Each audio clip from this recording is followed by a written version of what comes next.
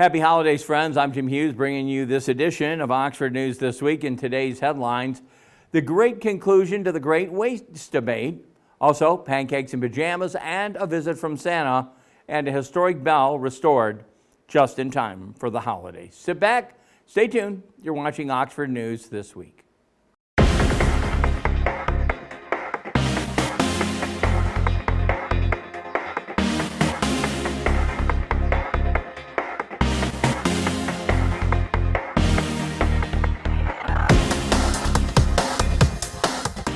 After several meetings worth of deliberation, the Oxford Township Board of Trustees has decided resident voters will choose whether or not the township switches to a single waste hauler system. Back in the spring, hundreds of residents attended the meetings to discuss switching to a single waste hauler for all township residents. But the Township Board tabled it. In recent meetings, Trustee Rod Charles has brought to the question back up, and the board has been back and forth on consulting agreements. Now the issue will be up to the voters' hands. Advocates of the single waste hauler says it'll reduce garbage truck traffic, hold waste hauling companies accountable. Opponents argue the switch limits choices and competition. The question will be put on the November 5th, 2024 ballot with language to be drafted by the township attorneys and members of the Single Waste Hauler Committee. On the first of the month, a false alarm was triggered at the Oxford Middle School, leading students and staff to follow the ALICE protocols by evacuating the building, barricading the doors. At the December 12th regular school board meeting, middle school principal Brad Bigelow gave a report addressing the situation and the restorative actions taken in the days following it. A technical issue triggered the alarm as a network switch was moved to a circuit that included the mass alert system. 1 minute later, Bigelow made announcements of the false alarm and communicated with law enforcement and district personnel. The following day, staff met for a plan for Monday for the students would return to school to discuss support needs. Communications were regularly sent to families and students, filled out slips indicating if they wanted to meet with mental health care professionals. 148 out of the school of 685 students did so. The school staff is making changes moving forward in equipment and training protocol. The Oxford Charter Township is in the process of updating its master plan. The master plan is in preparation for the future and outline the community land use and development over the next 10 to 20 years. It includes goals, objectives, policies for public facilities and infrastructure.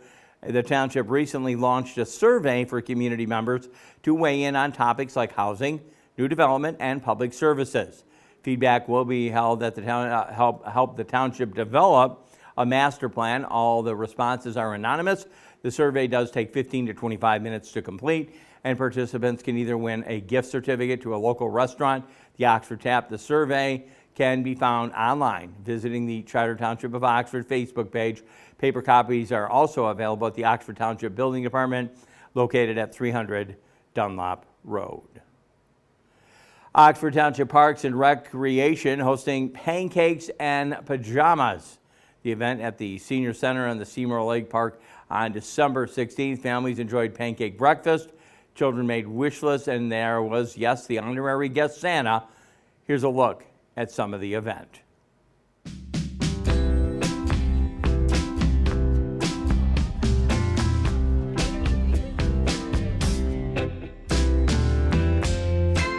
What's your name? Ellie. What'd you ask Santa for Christmas? LOL dolls. Lucy. What did you talk to Santa about? Like squishmallows. Which mellows? Uh-huh. Anything else?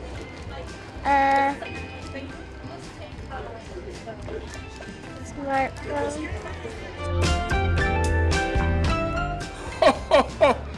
Merry Christmas to all those viewers out there.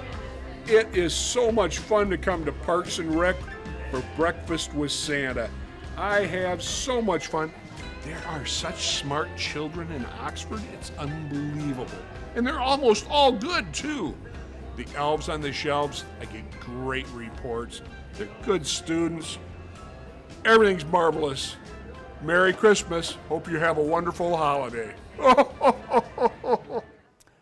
With the new year just around the corner, Oxford Addison Youth Assistance is getting ready for a fundraiser to support families in the 2024. The nonprofit is partnering with Goodwill of Oxford Roundup program to use change to help change someone's life. When shopping at the Oxford Goodwill, rounding up to the next dollar will help generate funds for Oxford's youth assistance. The nonprofit mission is to strengthen youth and families by preventing and reducing juvenile delinquency, child neglect, and child abuse through community involvement. Their partnership with Roundup Community Support Program will run through January and February of next year.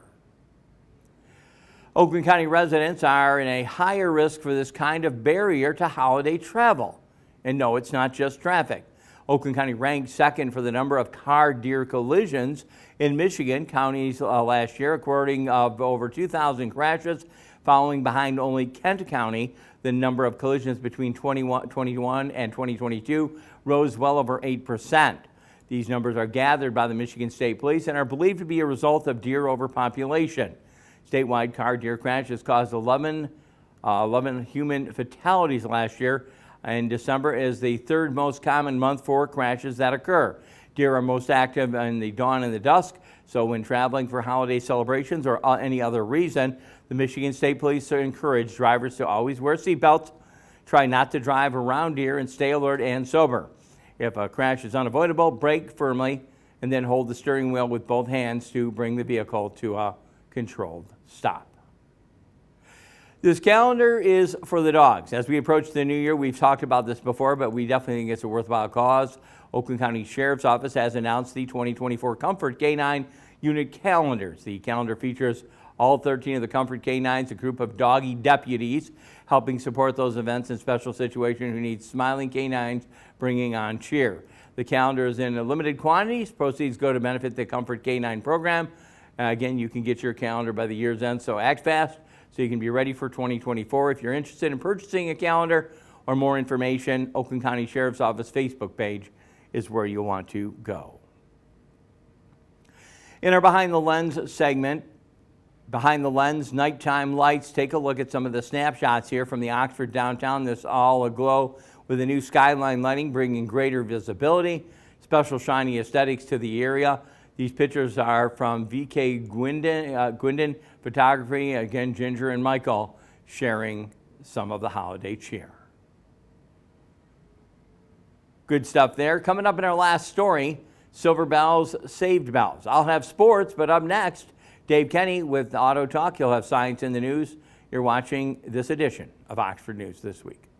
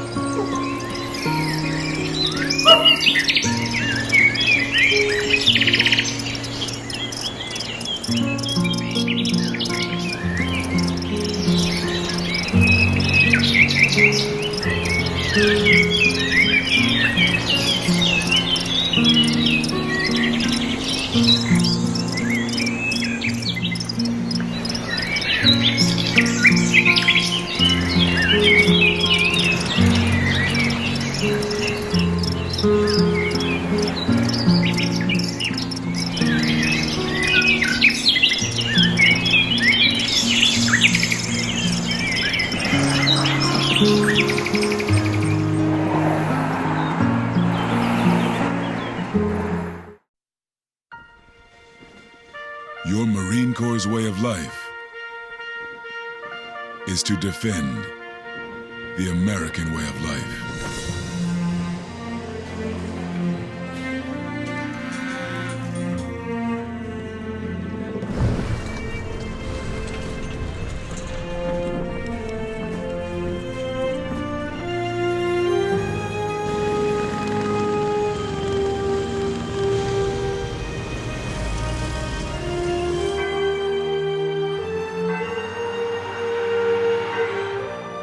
Every day,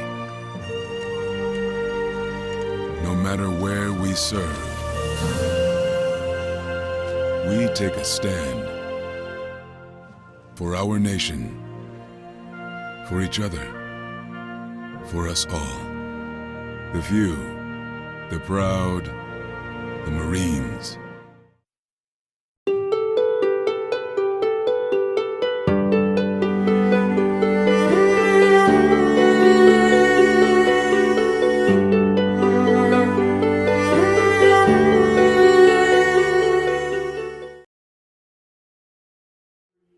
Welcome to this edition of Auto Talk. I'm Dave Kenny, and this story is taken from Automotive News. The 2024 Chevrolet Blazer EV was envisioned to be a completely different take on the internal combustion engine-powered midsize crossover that bears the same name. To that end, the electric Blazer, which Automotive News had a chance to test drive, is a stark departure.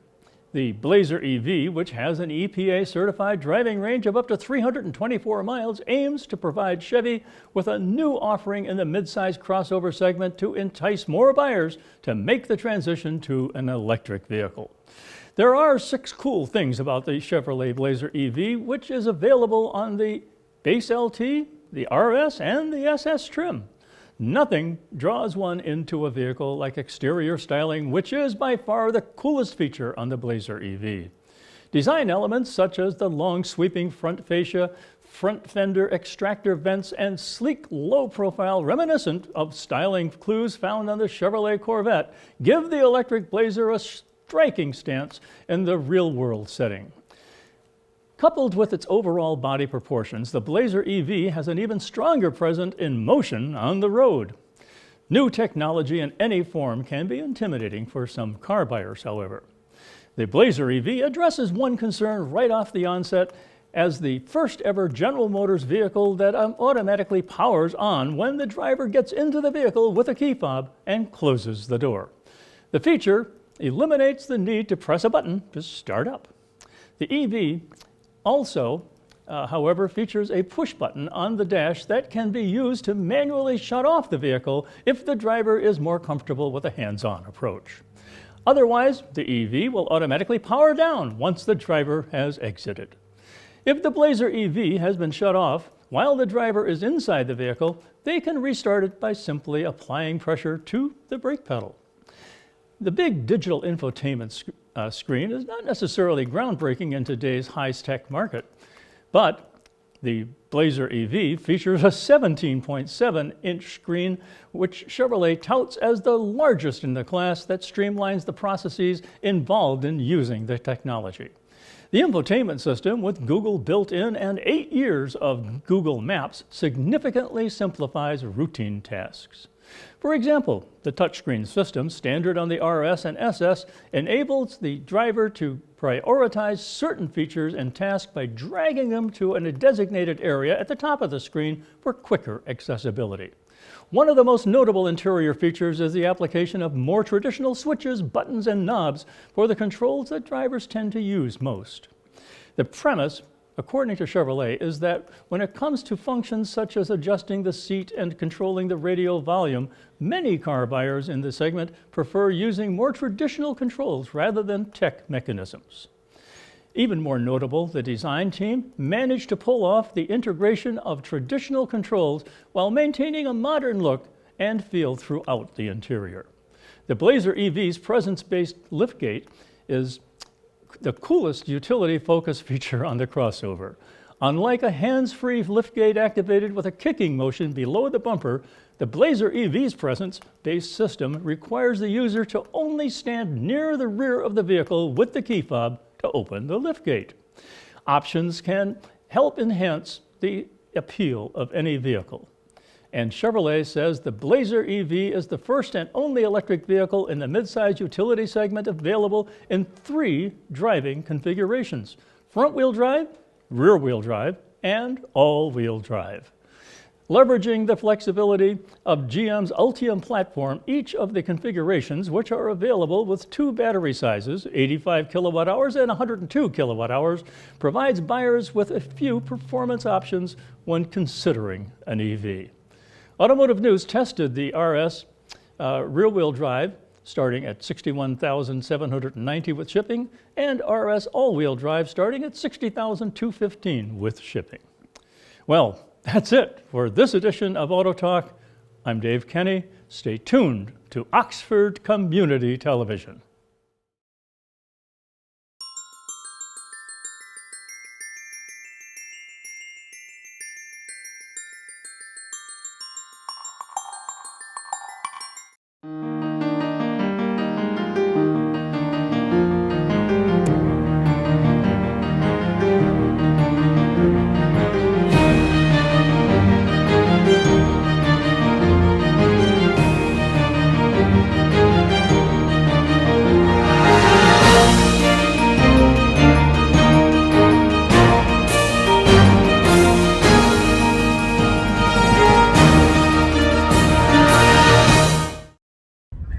This is Lomas Brown, ex-Detroit Lion, and you're watching OCTV. That's Oxford Community TV. Check it out. Canine Stray Rescue is Oxford's own local dog rescue. Each year they take in hundreds of dogs and bring them into suitable homes. A certified nonprofit organization, Canine Dog Rescue strives to give pound dogs a new leash on life. To donate, adopt, or even volunteer, call them at 248-628-0435 or go to their website, dogsaver.org, and click on the Canine Stray Rescue League link.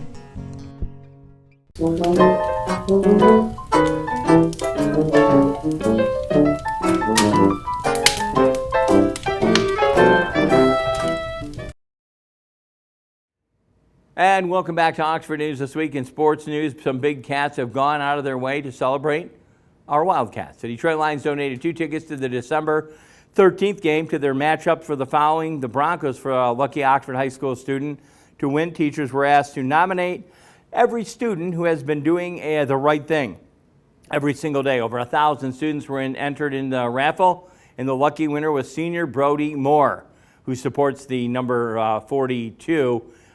Detroit Lions wanted the students and staff to know the team cares deeply about them. Oxford Community School thanks the Detroit Lions for their kind gesture in allowing one of our own to go to the big game. The Oxford boys swim and dive teams have started their season, and despite early losses, they're making improvements. On Thursday, the 14th, Oxford fell at home to Stony Creek 116-69. Senior Olin Chardstrom broke 2 pool records, while senior Liam Pearson took first in the diving event. The following Tuesday, the Wildcats faced off with Troy in the black and white inter-squad meet. Oxford teams lost 138-47, but Oxford took home wins in 2 of the events. Liam Pearson once again took home the first in diving at 279.85, ahead of Troy's second place finisher, and Oxford swimmer David Swarsh completed a 100-yard butterfly in time that was just under 1 minute. The swim and dive teams next compete at the Cranbrook Kingswood High School competition, and that'll take place on the 28th of December. That's going to wrap it up in sports. We'll have the last story at the end of this newscast. Dave Kenny, I believe we'll have one more segment. You are watching Oxford News This Week.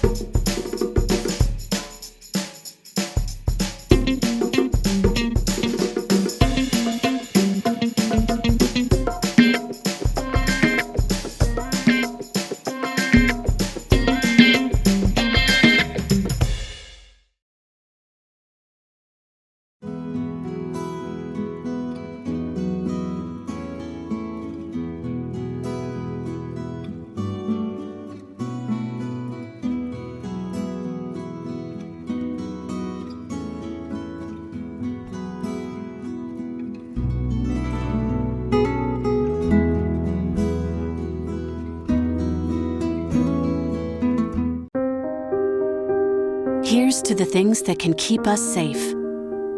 Those we use all the time with hardly a thought. Those that are silently standing by to save our lives. And now, those that we carry with us everywhere we go. Many mobile devices will now bring you wireless emergency alerts, real-time information directly from local sources you know and trust. With the unique sound and vibration, you'll be in the know, wherever you are. Have you liked us on Facebook yet? If not, what are you waiting for? Just go to your Facebook page, go to the search bar, and type in Oxford Community Television.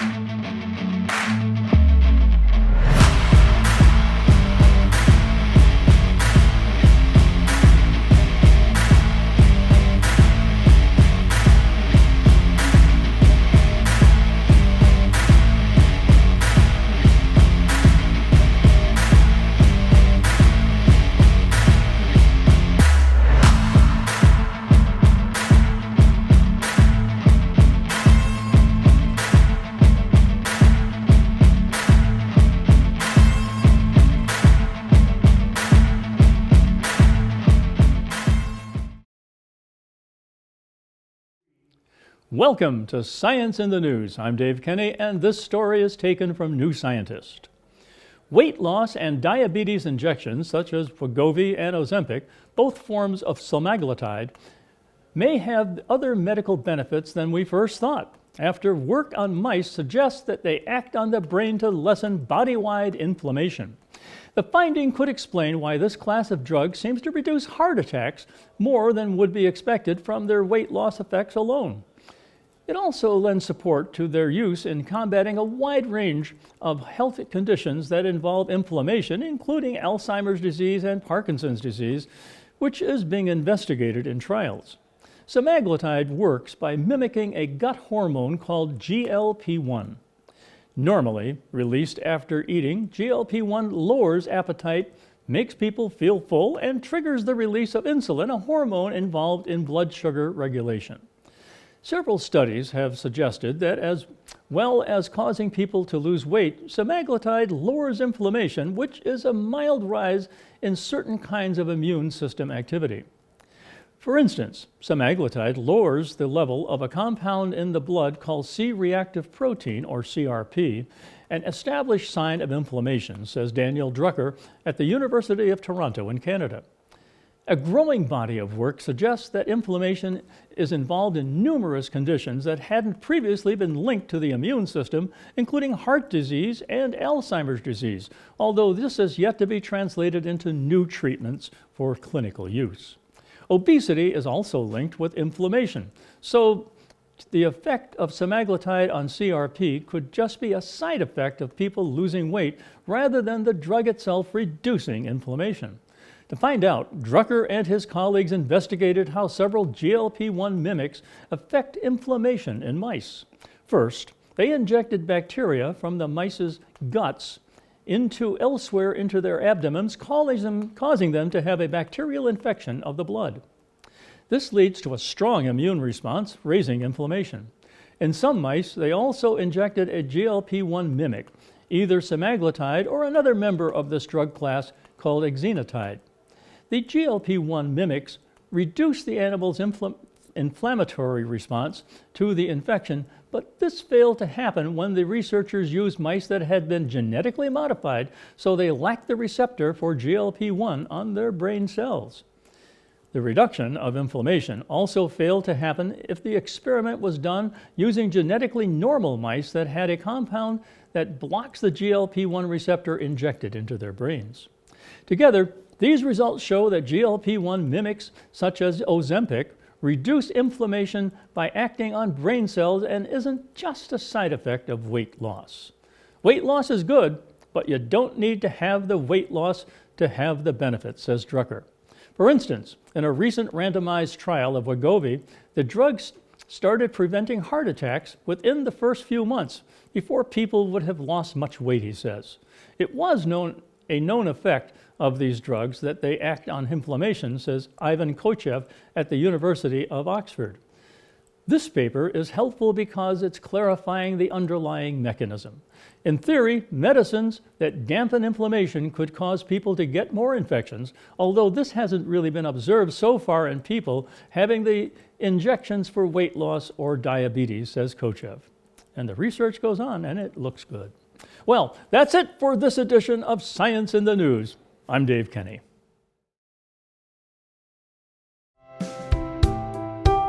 Canine Stray Rescue does just that. Rescue stray dogs for new families. But they need your help. Become a volunteer at Canine Stray Rescue League of Michigan. Take dogs for walks, help them socialize with others, and help them get adopted. Fill out an application and help a family add a new member today.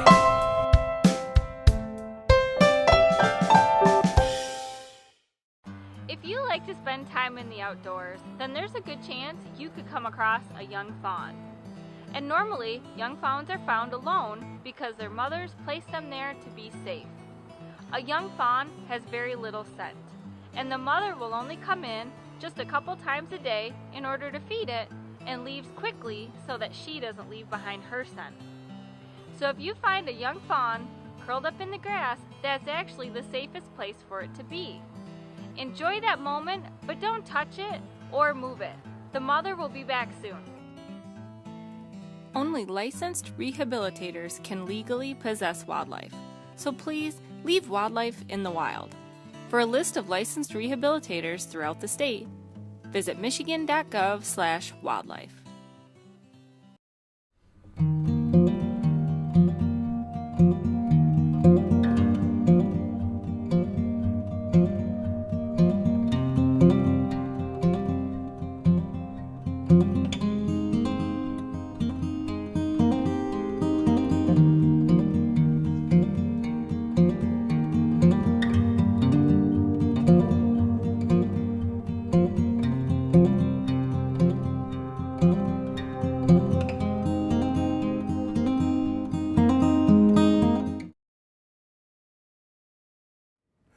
Welcome back to Oxford News This Week. In our last story, silver bells are now saved bells in Oxford. The historic church bell is ringing once again. The old church bell at the Emmanuel Congregational United Church of Christ rang for the first time since back in April. On the morning of Friday, December 15th, the bell was nearly 4 feet in diameter, weighs nearly 1,500 pounds, and has been housed in the tower since 1878. The bell was removed from the tower September to be transported to Brooklyn, Michigan, restored by Bossamara Bells. The bell was originally cast by Blymer Manufacturing Company in Cincinnati, Ohio, a company producing bells from the 1860s to 1925. While the bell was away, the tower and brick wooden materials were refurbished. A piece of the history was put back in place by the crew from Lee International Industrial Contracting. The news crews from the Oxford and Detroit came to witness it all. Again, our last story showing the bells just in time for the holidays. And again, we always want to thank our news gathering sources. This week's news gathered from the Charter Township of Oxford, the Oxford Police, the Oxford Addison Youth Assistance, the Oakland County Sheriff's Office, Downtown Development Authority, Oxford Community Schools, the Oxford Athletics Facebook pages and websites, the Oxford Leader, Oxford Addison Youth Assistance.org, the Oakland Press, the OxfordStrongAthletics.org. This week's photos credits going out to Ginger and Michael Gwyndon of Gwyndon Photography, the Charter Township of Oxford, the Oxford Middle School Facebook page, Oxford Addison Youth Assistance, CJ Carnacchio, the Oakland County Sheriff's Office, TRZ Sports, and the Oxford Community Schools Facebook page. OCTV can be viewed on Spectrum Charter Channel 191, Channel 99 on the AT&T UVerse system. Check us out on YouTube, Facebook, Rumble, and Roku, and the app as well. If you have a show idea and would like to be a volunteer, OCTV can give our office a call at 248-628-9658. A very special thank you. Again, he's not here this weekend, or this week, producer or director Kyle Snage, Dan Zweiss filling in for Kyle, our videographers who take all the pictures and video work. Also, great to have her here at the studio, our news writer Allison Miller today. And of course, editors that edit this program. For programmer Connie Miller, program coordinator Dan Zweiss, and the station manager Terry Stiles. For everyone here at OCTV, I'm Jim Hughes wishing you a happy holiday season and a safe new year. I invite you back next time when again we will take a look at Oxford News This Week.